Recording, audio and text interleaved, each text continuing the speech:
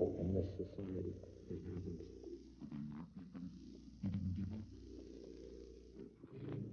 Didn't give up. I did. I came out of the home. And what I'm saying is there are some people who find nothing. Did you like Kemper? I like Kemper. You were able to appear like an ordinary person, non-threatening to... I lived as an ordinary person most of my life, even though I was living a parallel and increasingly sick life, other life. One victim let me back in the car. I locked myself out. She opened the door for me. My gun was under the seat. What in the hell am I doing telling you that? Am I a masochist? Am I looking to be tormented further? I'm trying to show you just how awful this got, how commanding these rages got. I was raging inside. There was just incredible energies, positive and negative, depending on a mood. That would trigger one or the other. And outside, I looked troubled at times. Other times I looked moody. Other times perfectly serene. Not very sane. But again, people weren't even aware of what was happening. In 1972 and 1973, a series of murders shocked Northern California. College girls began to disappear while hitchhiking. Two of the victims were picked up from the campus of the University of California at Santa Cruz. That's where Ed Kemper's mother was working as an administrative assistant. You were involved in the campus because your mother worked there? Yes.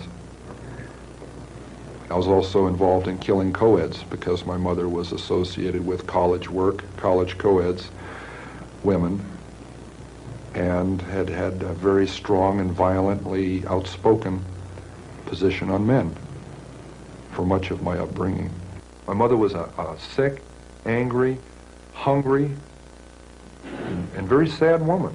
I hated her, but I wanted to love my mother. And I watched the alcohol increase. I watched her social life drop off. I watched her get bizarre. She had terrible pain from her life, earlier life, her upbringing, a failed marriage with my father. I'm a constant reminder of that failure. I hate to distill it down into such into one-word realities like that. There's a lot that leads into that happening, but that is what happened.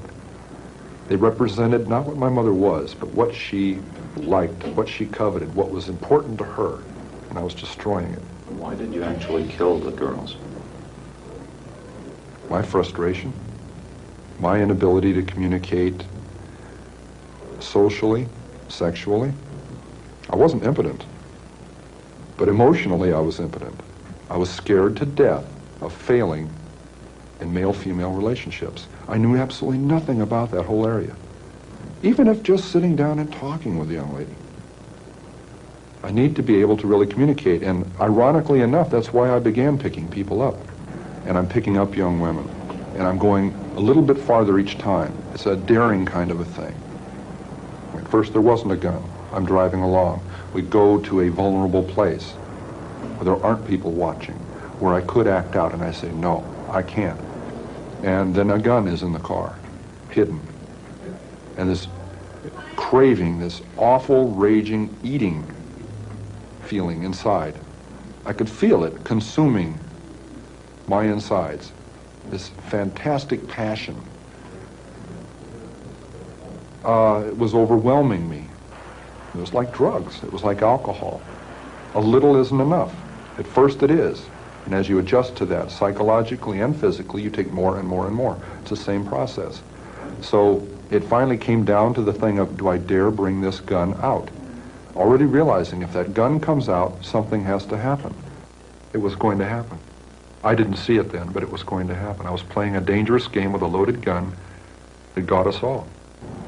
On one occasion, Kemper picked up two roommates in Berkeley.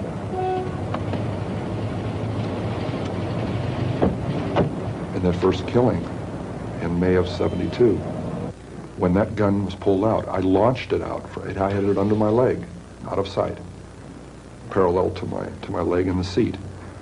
It was something that had been thought out in fantasy, acted out felt out hundreds of times before it ever happened.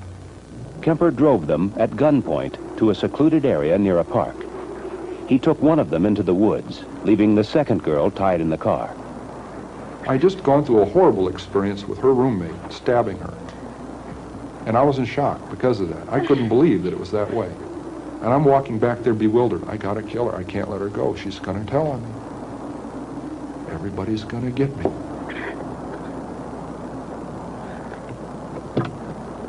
She sees the blood on my hands. What are you doing? And she pulled back and she gasped. And I think, whoa, I don't want her to know what happened. I said, your friend got smart with me. She'd been getting really smart with me a lot, but I never hit her. I killed her, but I didn't hit her. I said, your friend got smart with me and I hit her. I think I broke her nose. You better come help. She's about to die. Why does she have to know that? I couldn't deal with telling her that. And when I attacked her, she didn't at first realize what was happening. It didn't go through. She had very heavy coveralls on.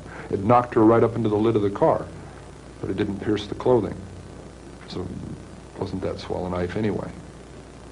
I went out and bought a pawn shop, huge knife.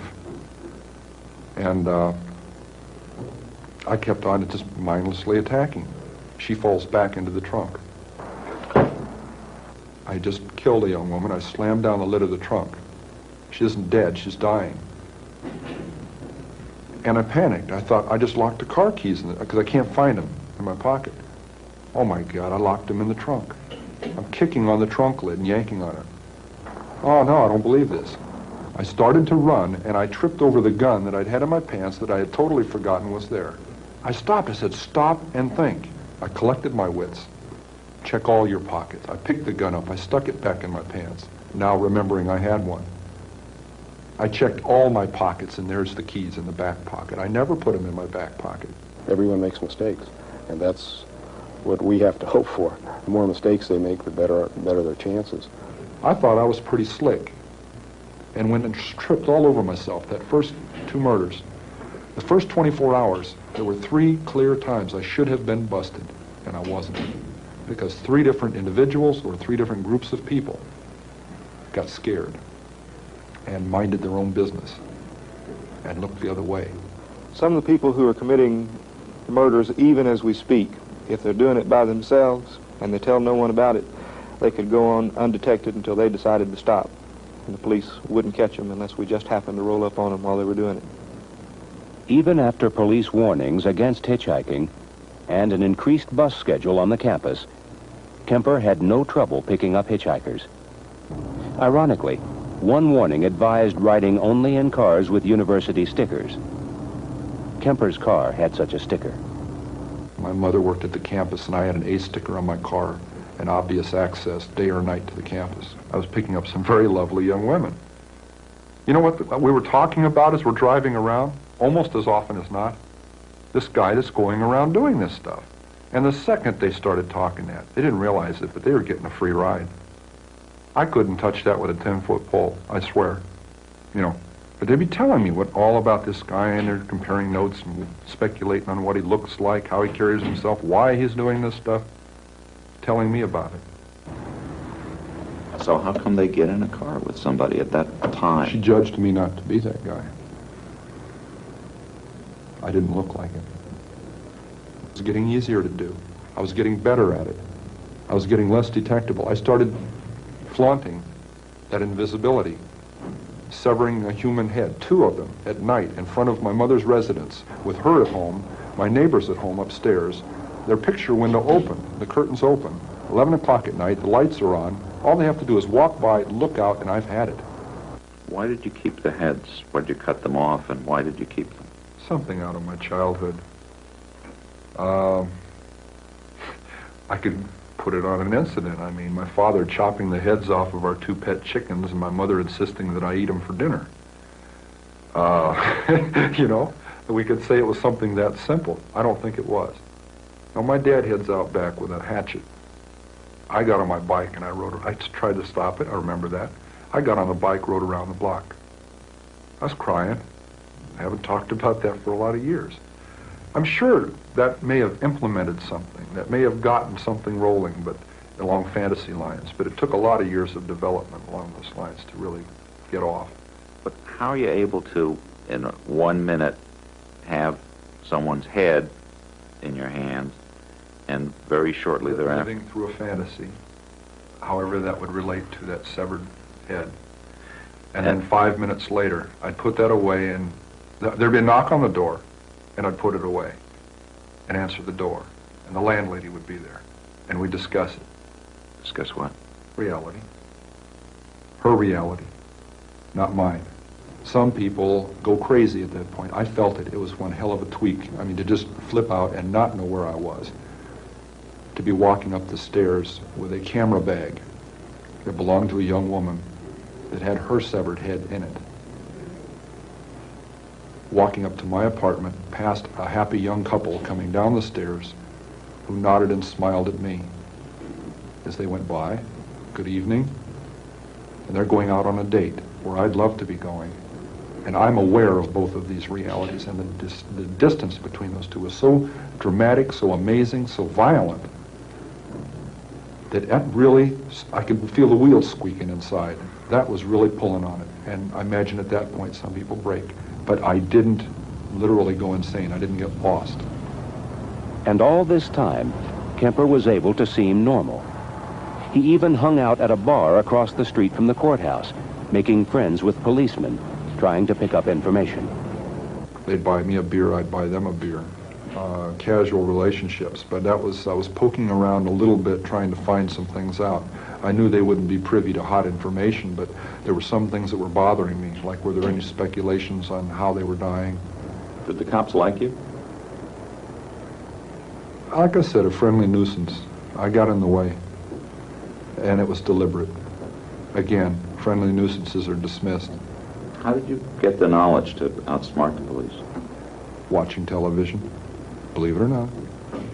Joseph Wambaugh, police story. Got some tremendous insights into not just the gimmicks, the actual things, the tidbits that he would pick up from their procedures, but the mechanics behind that, the logic behind it, was I would not allow myself to walk into even a potential trap of behavior. And one of those was talking about those crimes too much to people, initiating conversations about that. There was a memorial service for 2 of the victims. Yes. Were you tempted to go? Yes.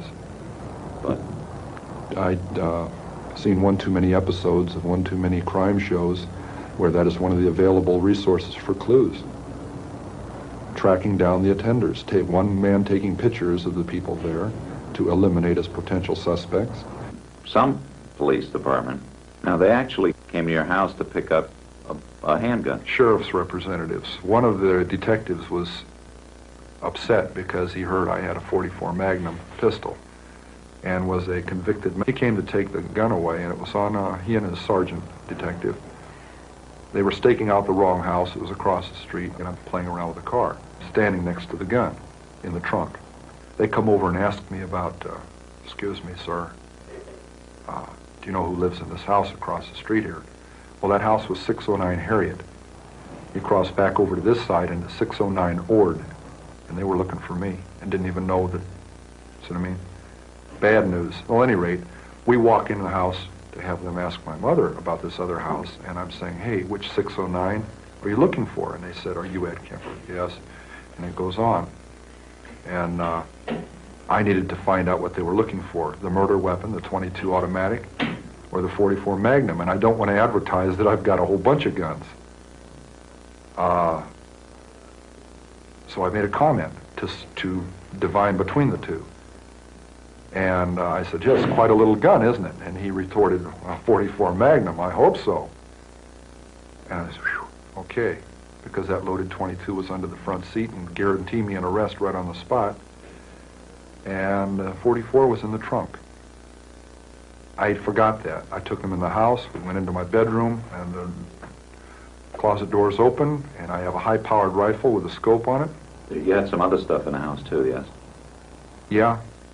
I had the personal effects and identification of the last two co-eds that had been murdered about 2 months before, right next to the guns in the closet, in a box. Could he have seen it? No, but when he arrested me for having all those guns and went through the rest of the closet looking to see if there were any pistols or anything else, he couldn't have helped notice a purse, a book bag, and co-ed ID inside of those belonging to their two latest murder victims. I back up and said, "Oh, excuse me. I just remembered something." And instantly he responds to what I'm saying. My hand moves. Back we go outside, and he's still thinking, "Boy, this is a really nice and helpful guy here."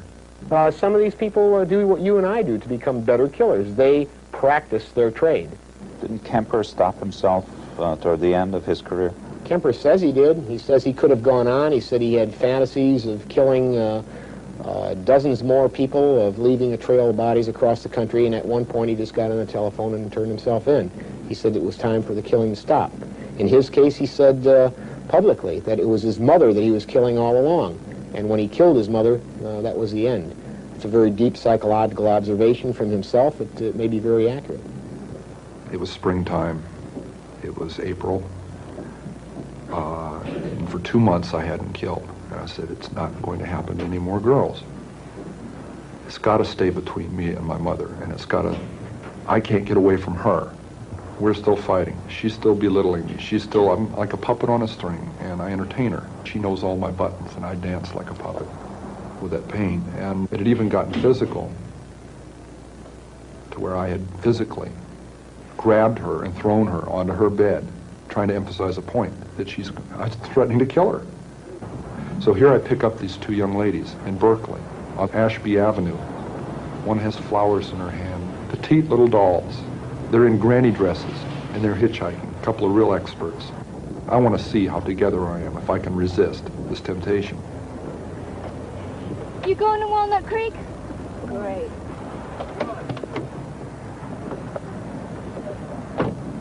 And they get in my car. They want to go one way. I know they need to go the other. If they go the way they're insisting on, we're headed right back out to where the first two co-eds were murdered. And I'm saying to myself, oh my God, all I got to do is relax, and they'll take me to their death. I've got the gun in the car, the same one I've been doing it with. I insisted. As gently as I could, I took them where they needed to go, to their college.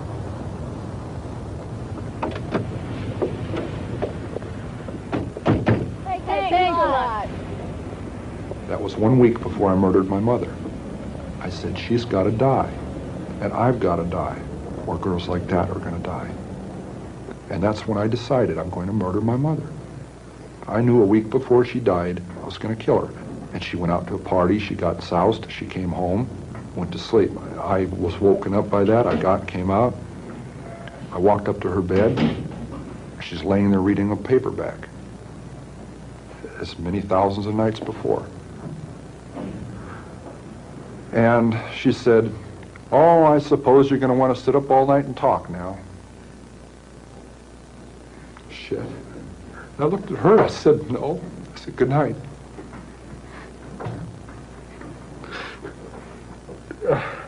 And I knew I was going to kill her, you know? And I'm so cold, it's so hard. And that's the first time in 10 years I've looked at it that way. I mean, that intensely, that honestly. It hurts. Because I'm not a lizard, I'm not from under a rock. I came out of her vagina. See? I came out of my mother. And in a rage, I went right back in. For 7 years, she said, I haven't had sex with a man because of you, my murderous son. This is one of our arguments. And I cut off her head, and I humiliated her corpse. It's there, you know? A 6 young woman dead because of the way she raises her son and the way her son is raised, the way he grows up. And what's her closing words? I suppose you want to sit up all night and talk. God, I wish I had. Your grandmother and her daughter-in-law, your mother, were two women very important in your life, and you killed them both. Could you say what they were like that led them to the same fate? Same thing that kept them from ever being friends. They were both aggressive. matriarchal women. They'd been the daughters of strong matriarchal women. I still loved my mother, and it's hard for somebody to comprehend that you murder your mother through love. It isn't a rational process. It's a very painful process.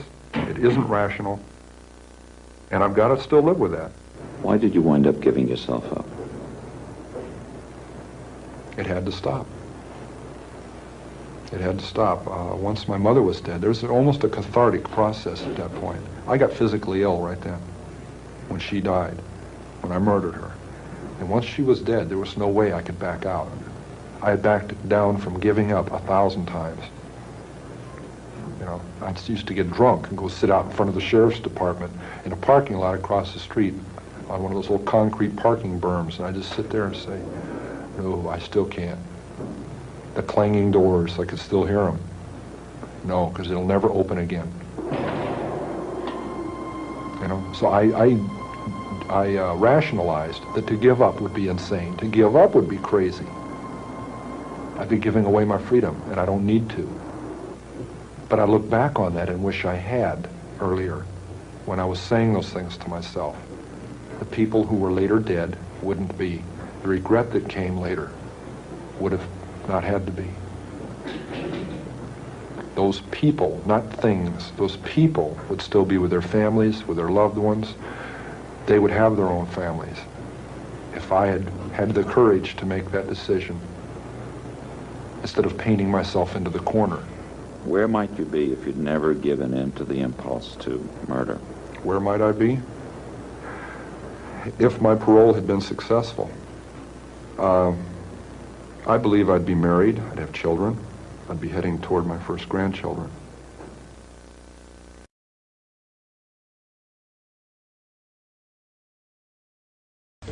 Ed Kemper was detained in a mental hospital from the age of 21 for the murder of his grandparents, but was later released on the advice of psychiatrists. Within 2 years, he had decapitated and mutilated 6 students as well as his mother and her best friend. He sometimes raped the corpses. In 1973, he gave himself up, since when Ed Kemper has been detained in a reform hospital in California. Have you got anything for me, Paul?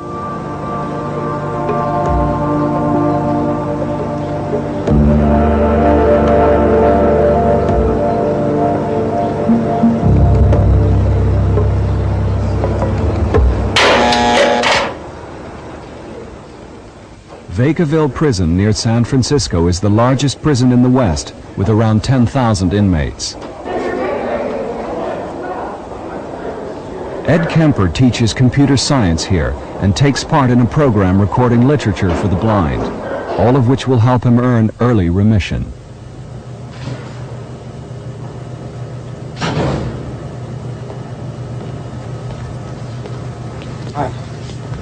My younger sister's 2 years younger, and I developed some morbid games.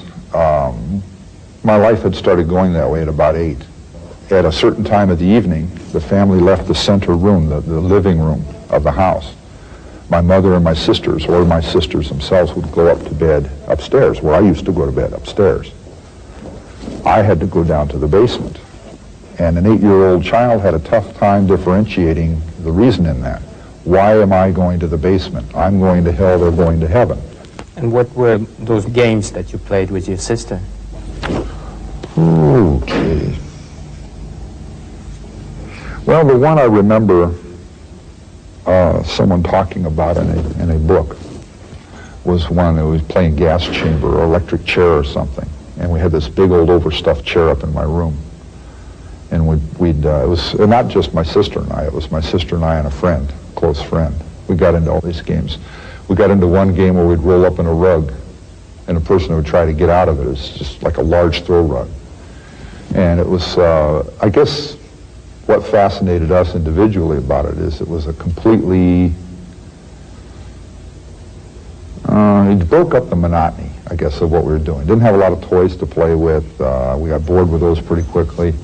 So we looked for things to do. You roll up in the rug and you try to get out, and the other two would leave the room, and we see who could get out fastest. You know, you try to work your way out sideways or scoot out the end of it or whatever. And we went from that to being tied in this overstuffed chair with cord or something, or pieces of sheet or sash or something. And went through this process. I guess that's back in 1960 when Carol Chessman was executed. What were those fantasies? What were they? Yes. Possessing the severed heads of women. Men didn't turn me on. That wasn't I couldn't appreciate the appearances of a guy. That when I was young, I was about 8 or 9 years old, I went to this little come-on. It was like at a record store or something, and they had this crowd of kids there, and there was a magic show. And this guy, you've probably seen it, the fake guillotine, hand pressed, and they put the potato there, and someone puts their neck in the brace, and they slam this thing down, and the potato down below chops in two, but the person's head doesn't fall off, right? And everybody gets very fascinated by that. Oh my God. And then when he puts the blade in place and he pushes it down, it goes through that neck hole. But it never chops anybody's head off. Okay, so he wanted to volunteer I'm not standing in this crowd watching this show. And he wanted to volunteer out of the audience. And some quite beautiful little 16-year-old girl gets up there and it's a big laugh and all giddy and stuff. And I started getting caught up in this. I said, wow.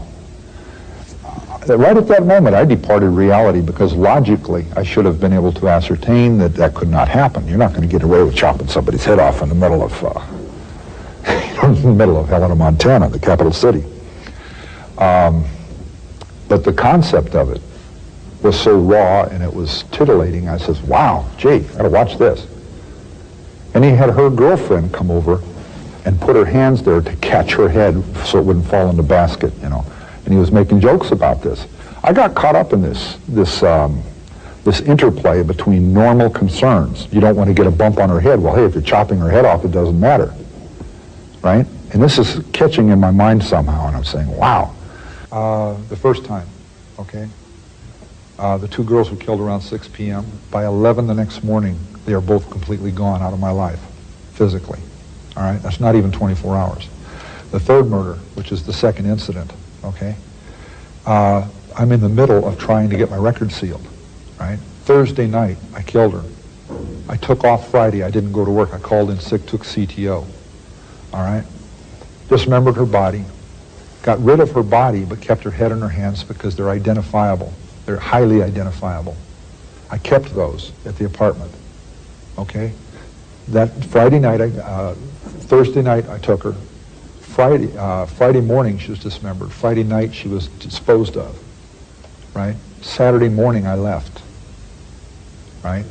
And I wasn't satisfied that I took the head along in the hands, but I couldn't put them someplace that could be sure they would be dug up by an animal or just be somewhere. It's scary going out there trying to bury somebody or dispose of body parts in a community or out even in the boonies where you don't know where you're at and who can come up at any moment. I had some real close calls there where people would come out of nowhere. And if a body's found and they remember this beige-looking car sitting there the night, that's evidence. So it was very, very hard to get rid of this stuff. So anyway, Saturday morning, I went to see the psychiatrist in Fresno. Saturday afternoon, I saw the other one. Saturday evening, I'm with my fiancée and her family over in Turlock. Sunday night, I come back to my apartment. Could you tell us how long you've been imprisoned? Excuse me. This month is 18 years that I've actually been in prison.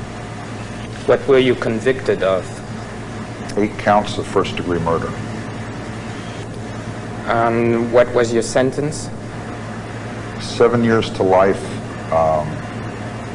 CC, that's called concurrent. It means all the sentences run at the same time.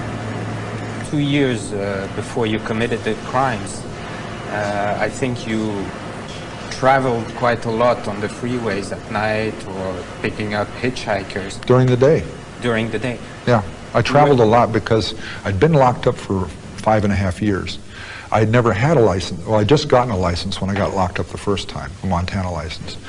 And so I was free. The driving around was a way to exhibit that freedom, to demonstrate it, to get the cobwebs out of me. When I first got out, I loved to drive. I always did love as a kid to drive.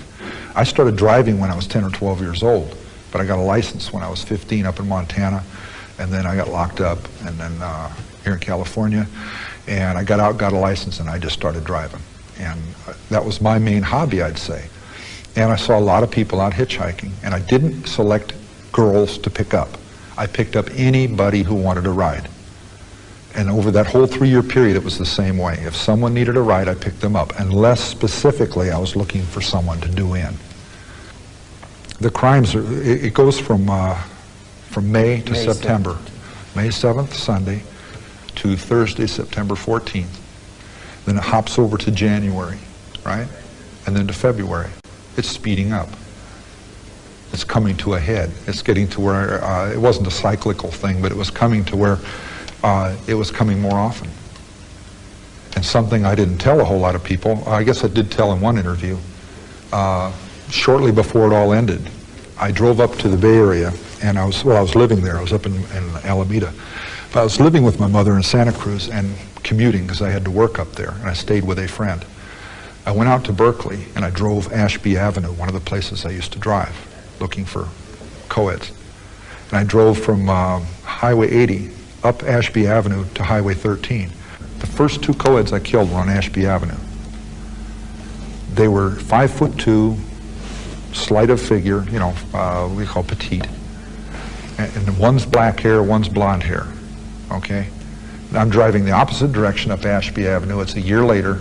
I'm seeing if I can maintain. I'm not hunting. I'm out seeing if I can maintain. I have a weapon in the car. I have everything else fitting the situation. I'm seeing if I can maintain. If I can just let go of it and maintain and marry this young lady and go on. I go driving up there, and here's these 2 young ladies, 5'2", one's got blonde hair, one's got black hair. They're in granny dresses, and I'm having shit fits because it's like deja vu. And oh my God, I acted in a way that they wouldn't be paranoid because I'm a young man by myself in this car. I diffused the situation as I drove up. I'd gotten practice at that. All that driving around, it wasn't rehearsing. I made a game out of driving around, picking people up, and later on I discerned that some people wouldn't get in my car because of the situation. I'm a young man by myself. It's unsafe.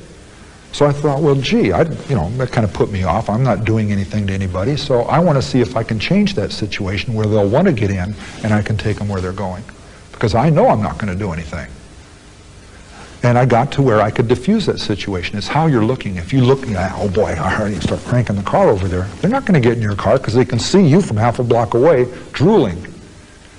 But if you look at your watch and say, geez, I don't know if I have enough time, and you're kind of in the mirror and looking around, and you pull over, this guy's just a businessman going somewhere, and get in his car, we'll go where we're going. And it's little games I played so they get in the car. And then we chatted, and I talked about things, and I found out where their orientations were and their little, what they used to judge and who could get in and who they could get in with and who they couldn't, right? In that sense, it's been interpreted as what do you call it, rehearsing. It's not true. It's like playing chess and then turning it into something ugly. I played chess casually. I played chess more and more thoroughly till I got very good at it, which was picking up people to where I could make you a bet. I can pick up those 2 ladies, and they'd say, oh man, you're crazy. Those are 2 very crafty young ladies who won't get in a car with a young man by himself, etc., etc. And I'd win the bet because I knew how to diffuse the situation. Even if they asked, where are you headed, right? And they had a sign saying where they're going, but they'd ask, or even if they didn't, they'd say, where are you headed? And I had ways of developing it to where they wouldn't get suspicious. But I didn't mean I was going to kill them. It meant I was playing a game. And then later, when I started killing people, I used that against them. But initially, it was just a hobby, it was a habit. It was trying to fill in the blanks of 5.5 years of not being in society. I missed that flower child generation. I missed the entry into Vietnam, all that stuff. And all these kids are like aliens to me. I say kids. I missed 16, 17, 18, 19, 20, 21. I'm supposed to be associating with people in their adult years, but I missed a big chunk, so I'm out there trying to fill in the gaps. Find out why these kids are the way they are now, because they were totally different from the kids that I was when I was that age. Totally different. And I'm trying to fill the gaps in, and then later I changed that to something ugly. And why? My mother works at the university. My mother won't introduce me to any young ladies at the university because I'm like my father, and I don't deserve to know any of those young ladies. So here she is holding these little girls up there as too good for me. Very special. If anything, I was destroying icons. I was hurting her without her even knowing it. Again, it's that picayune, little petty, ineffectual, I'm getting back at you, but I don't have the heart to tell you what I'm doing. See? Why would I admit those things on a camera? That's embarrassing. It's humiliating. And how would you select your victims? Were they... I didn't select them. It was random. And it was also the development of the passion. If I was drove, they died. Like the last two victims. I was so pissed I'd have killed anybody that got in a car. You said you had a lot of sympathy and empathy towards Marianne Péché when you talked to her. But isn't that strange to say that after you had killed her in such a brutal fashion? There was a draw. There was a draw to the young lady. It was haunting. I'm not saying I had compassion toward her when I talked to her. I tried to remember what we talked about. In fact, I think what I said about her is that she epitomized what really drove me. She was a haughty young lady. She's kind of stuck up, distant. I look back on it and I see a girl that was not beautiful, she was not plain, she was somewhere in between, and she was caught up in that beauty thing, like kids in the valley are, okay? Valley girls, trying to make something of themselves and exploit little attributes they have and to downplay other ones. And she was playing a little Miss Distant with me. And her friend was very open and her roommate was very open and very country girl talking and stuff. And it's sad because Marianne was the expert at hitchhiking. She had half her life in Europe. She'd hitchhiked around Europe. She'd done it in the United States. She was good at it. She didn't want to get in the car. The other girl, Anita Lucchesa, wasn't a hitchhiker. She'd been raised by her family, don't do things like that, that's totally out of line, and her friend talked her into it. And once she got into it and she saw how much fun it was and they meet the different people and they talk with people, that by the time they're leaving Berkeley, right, it's all about who gets the front seat and who gets the back seat. So she opened the door and asked where I was headed. And it says Stanford right on the sign they were holding up. And I said, I'm going to Palo Alto, I can drop you off.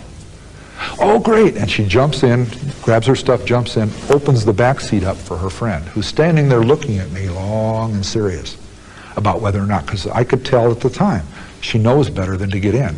Single adult, it's a coupe instead of a four-door car, so she cannot get out other than through the front seat.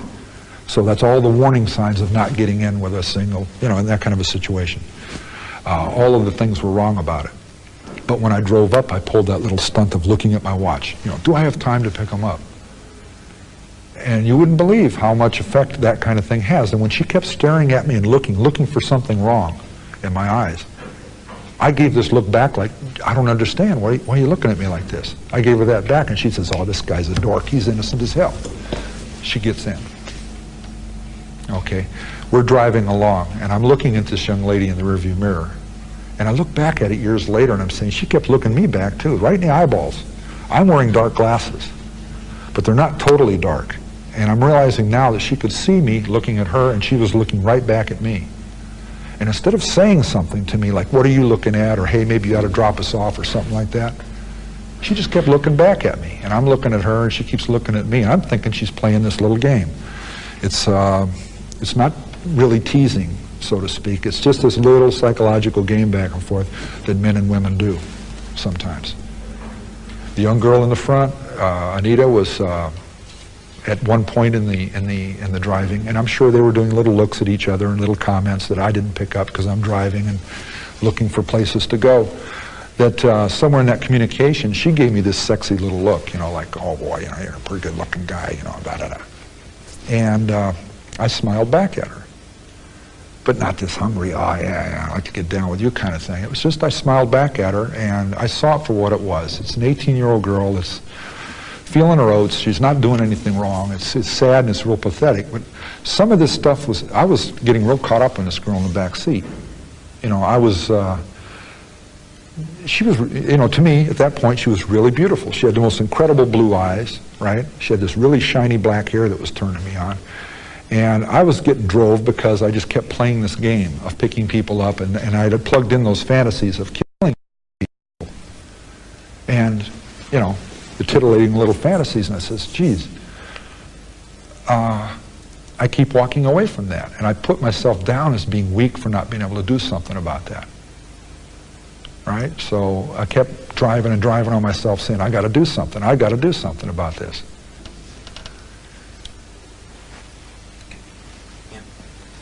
How were you feeling while you were killing? What? Well, he said especially the first two, which were very messy. It was a shock that first time. That horrified me. I did everything stupid, everything wrong, if I were trying to get away with it. It was just really, really dumb. The knife I fell back on, that was a fallback position. I was trying to smother her. And that didn't work. And she was struggling against that and arguing with me about it. And I got frustrated, and I reached in my pocket. I had that folding knife, and I pulled it out. And for a lot of years, and I made a point of saying back then with the investigators, when I pulled the knife out and locked it into place, it clicked. And she said, "What's that?" That's a quote. "What's that?" And she was kind of like a naggy kind of thing. "What's that?" And I couldn't figure out why she said that. Like, it's not that big an impact, a little clicking sound behind her, you know, amongst what's going on, and it hadn't been murderous up to that point. It had been an aggravation, and I had her tied up, or handcuffed. And it took me years for it to dawn on me, trying to look at it from different points of view to understand these things, why she said that. You know why she said that? Because I had brandished this gun, and I had cocked it once, and it clicked. So in her mind, very possibly, I had pulled the gun out and was going to shoot her.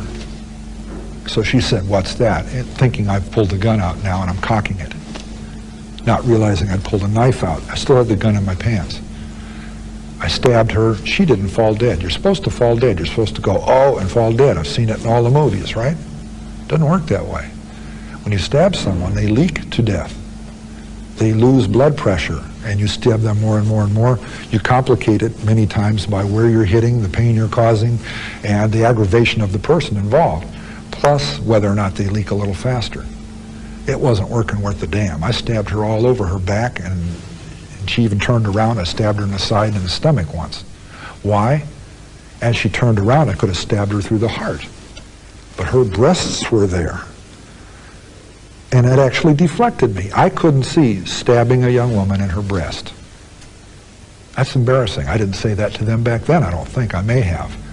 But that's humiliating to admit that I was that affected by her presence. I stabbed her in the belly. That had to hurt worse. I didn't do it to make it hurt. I was trying to shut her up. And she ended up getting her throat cut. And I learned the term ear to ear, what that meant, because that's the way it went. And she went out of it completely right then. She lost consciousness and died probably just moments after that. But I just backed up out of the car. My hands are covered in blood, and I'm saying, "Oh God, I did it, I did it, I don't believe it, I did it, shit, I've done it. Now I got to kill the other one." And toward the end, when I picked those two girls up, and I said they were just like the first two, like Marianne Passion and Anita Luchessa, who'd haunted me all this time, and now two more just like them get in the car. We drive up 13, and we get to this figure 8 cloverleaf interchange where it hits 580, and they want to go under the freeway and back up on and head out this way. And out that way, I happen to know just a couple of miles down the road is Palomares Drive, where I took Anita Luchessa and Marianne Passion and killed them. Mills College is back this way, toward downtown. They don't think so. They want to go this way. I'm saying, gee, you don't want to go that way, and I can't tell them why. You do not want to go that way. Mills College is this way. Well, no, we go there, and we know where it's at. We live there, and we want to go. And as we're approaching this interchange, I'm saying, no, we need to go in the right lane, get up on the freeway and go downtown. You want to get in the left lane, go under, cross up, and that's going to be another step closer to you dying. Because even if I don't go all the way out to Palomares Road, up 580, if I stop where it starts to go out in the country and I get back on the freeway, that's where I used to work on the highways. That's one of the places where it's a cul-de-sac. You drive down there, it's a very quiet street, comes down up onto the freeway very sharply, and they're dead. If these urges take over. And if I go that way, it's not encouraging me to stop. It's testing beyond where I want to test. We've already gone beyond that by them getting in the car because, geez, it's just like those first two. I was actually scared to death. I was going to kill them. And by that point, I had killed all of the co-eds. It was 2 months after the last two. And I'm seeing if I can pull out of it. like drinking or something or smoking. And at the point where we're bickering, if they'd started shrieking or banging on the windows, I'm busted. They're going to pull me over, someone's going to call a cop or something, and they're going to get me and probably bust me on these other cases on a fluke, and I'm trying to save their lives. I don't want them going that way because I know Mills College is this other way. They get scared shitless. And, oh my God, we shouldn't have gotten this guy's car, and they're getting all puckered up and I said, just bear with me, be patient. If I'm wrong, we'll get on the turnoff, we'll go right back around, we'll take you out your way. But I know it's the next turnoff or the one past it this way, downtown. Trust me, please. And they're sitting like this, and they quit talking to me, and they're looking straight ahead. And I'm saying, oh, shit. Guns under the seat, it's all just, you know, whoa. I get up on the freeway, 2 turnoffs, Mills College. In fact, the next one said Mills College, next exit, you know. But they're not relaxing or nothing. I had refused to take them the way they wanted to go and pushed it the other way. That's what scared them. But they didn't know the irony of it was if I'd have gone along their way, I'd have probably said, yeah, well, I'll just follow on through and oops, we'll do it one more time. How do you oops human lives? I don't know those 2 young ladies, and I don't know where they are today, and I don't know that they remember that little incident.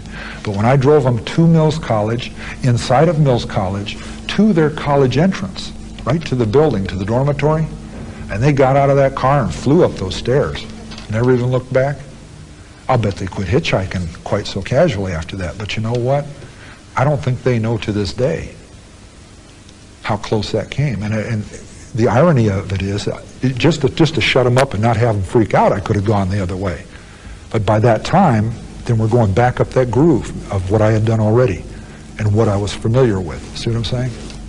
And that day, I knew I could not stop doing it. I knew I had no control over it. I had just minimal controls. But mainly, I could not stop it. It was going to happen again. And between that weekend day, it was a Saturday or a Sunday, I think it was a Sunday, between that Sunday and the next Saturday, all that week I was working, I built an image in my head, my mother's going to die. I'm going to kill her, and I am going to go to it with the police, and we're going to hold court in the street, and they're going to pound me in the ground, and they can fill in the blanks because I don't want to be around to explain it. All that week, it was a conviction that just got deeper and deeper in me. I got more and more morose. I got less and less talkative at work. I got more somber about what I was doing because almost every minute of every day, I knew that's what that next weekend held. That was Easter weekend, right? Worked half a day Friday, went back to Santa Cruz Friday afternoon, was drinking Friday night, fell asleep before my mother came home, woke up after she came home. And the last words we had were an argument, right? I walked into her bedroom to chat with her. In the back of my mind, I'm not going to try and blame her for dying. I'm just saying, in the back of my mind, I was hoping she could say something or I'd say something that could stop all of this shit. A little childish hope in the back of my mind that she'd say something and I'd play it off. But you still went with the hammer. Wait a minute. You're wiping out the moment here. I went in there hoping I could stop this stuff in the back of my head. I'm not planning on it. I'm just a little hope. And the first thing out of her mouth was she's reading this book and she just flaps it down on herself and says, oh my God, I suppose now you want to stay up all night and talk. That was one of her favorite peeves when I come in late at night and want to talk. And once in a long while, like that night, I spun on my heel and said, nope, good night, and walked back out. And she knew she'd hurt my feelings, and the next day we'd sit down and talk. Except I knew that we weren't going to talk. And I went back in my room and I laid down. I did not go to sleep. I laid there for 3 hours, 4 hours, till 4 or 5 in the morning, a little after 5 in the morning, and walked in there with a hammer and caved in the side of her head.